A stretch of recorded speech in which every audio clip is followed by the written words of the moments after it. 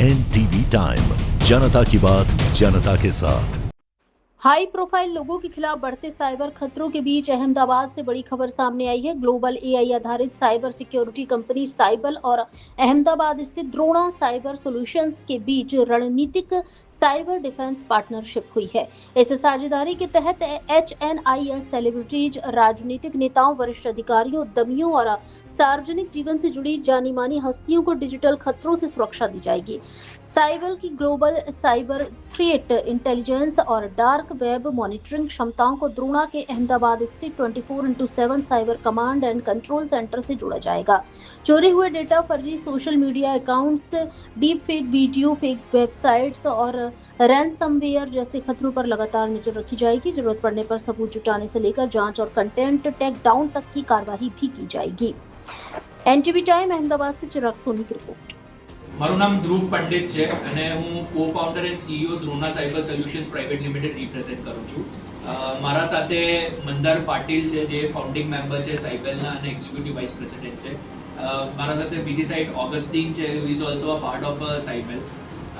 અમે લોકોએ આજે એક સ્ટ્રેટેજિક પાર્ટનરશિપ કરી છે, એક્સક્લુસિવ પાર્ટનરશિપ કરી છે ઇન્ડિયન માર્કેટ માટે. Basically Cyble is one of the Cyble આપણે એક US બેઝની કંપની છે જે 30+ કન્ટ્રીઝમાં ઓપરેટ કરે છે અને મલ્ટી બિલિયનિયર ડોલર કંપની એક છે, જેમના સાથે અમારા સાથે આ એક્સક્લુસિવ પાર્ટનરશિપ કરીને ઇન્ડિયન માર્કેટમાં જે બેન્કિંગ સેક્ટર્સ છે, ગવર્મેન્ટ ઓર્ગેનાઇઝેશન છે, લો એન્ફોર્સમેન્ટ એજન્સીસ છે, આપણા ડિફેન્સ ફોર્સીસ છે, પોલીસ ઇન્વેસ્ટિગેશન ડિપાર્ટમેન્ટ છે, એમને સાયબર ક્રાઇમ ઇન્વેસ્ટિગેશન કેટલી જલ્દી જલ્દ આપણે કરી શકાય, ડાર્ક વેબ ઉપર ઇન્વેસ્ટિગેશન કેવી રીતે કરી શકાય, જેટલું પણ સોશિયલ મીડિયા ઉપર એક નેગેટિવ નરેટિવ ચાલતું હોય એના ઉપર સોશિયલ મીડિયા ઇન્ટેલિજન્સ કેવી રીતે આપી શકાય, અને સાથે સાથે જે ડિજિટલ પ્લેટફોર્મ્સ ઉપર ખોટા નરેટિવ્સ અને સાયબર ઇન્સિડન્ટ થતા હોય છે એને ટેકડાઉન કેવી રીતે કરી શકાય એક સ્પેસિફિક ટાઈમ પીરિયડમાં, એના ઉપર અમે લોકો સર્વિસીસ અને સોલ્યુશન્સ આપવાના છીએ.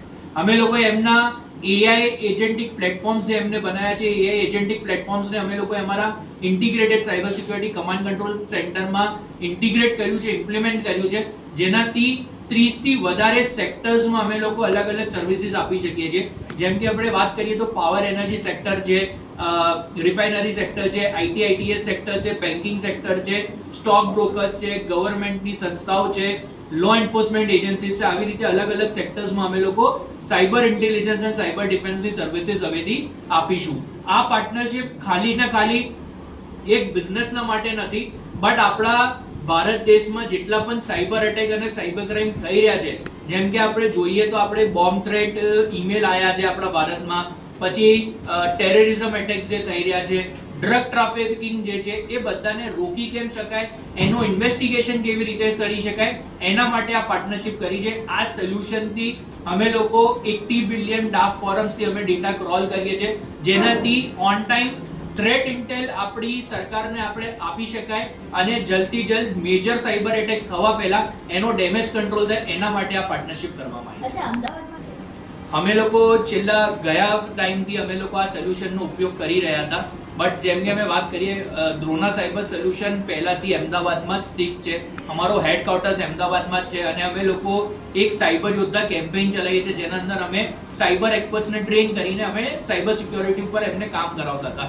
જ્યારે એમના પ્રોડક્ટ્સ અમે યુઝ કરતા હતા ત્યારે અમને ખબર પડવા લાગી કે જે સાયબર સિક્યોરિટી એક સેક્ટર છે એમાં ખાલી એક એન્ટીવાયરસ કે ફાયરવોલ ઇન્સ્ટોલ કરવાથી કામ નહીં ચાલે. તો અમે લોકોએ એક સ્ટ્રેટેજી કેવી બનાવી કે અમે આખું યુએસમાં જે એમનું હેડક્વાર્ટર છે એનું આખું સેટઅપ અમે ઇન્ડિયામાં અમદાવાદના અમારા કમાન્ડ કંટ્રોલ સેન્ટર પર ઇમ્પ્લિમેન્ટ અને ઇન્ટિગ્રેટ કરીને અને ઇન્ડિયન માર્કેટમાં જે સેક્ટર્સ છે એમને સર્વિસીસ આપીએ. અને હજી સુધી તકમાં અગર અમે કહીએ તો જેટલા પણ સાયબર અટેક ને સાયબર ઇન્સિડન્ટના કેસ છેલ્લા 1 વર્ષમાં અમારા પાસે આવ્યા છે એમાં 99.99% એક્યુરેસી અમે લોકોએ આપી છે. કારણ એ છે કે જે ઇન્ટેલિજન્સ હોય એ અગર ઓન ટાઈમ મળી જાય છે તો કોઈ પણ સાયબર ઇન્સિડન્ટ કે સાયબર એટેક મોટો થવાથી આપણે રોકી શકીએ. આપણે અગર જોઈશું તો ભારત સરકારમાં સૌથી પહેલું જ આપણે જ્યારે વર્ષ સ્ટાર્ટ થયો તો જનવરીમાં, ત્યારે સૌથી પહેલા આપણે એક AI સાયબર એટેક